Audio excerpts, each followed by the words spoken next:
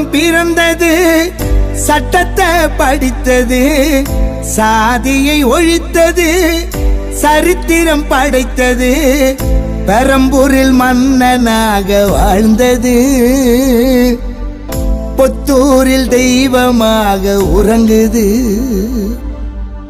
நீதி கெட்டு வீதியில போராட்டம் செஞ்சவரு, தேடி வந்த ஏழைக்கெல்லாம் வாரி அள்ளி தந்தவரு, அன்பால அதிகாரத்தை வென்றவரு,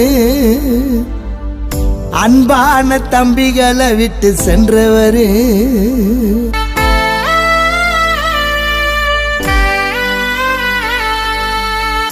புத்தனின் பக்தரே, பாபா சாஹேப் சீடரே, பூவை மூர்த்தியாரின் தம்பியே, தன்மான சிங்கமே, தலித்தின தங்கமே, ஜெய் பீம் என்று முழக்கம் சொன்னவரே,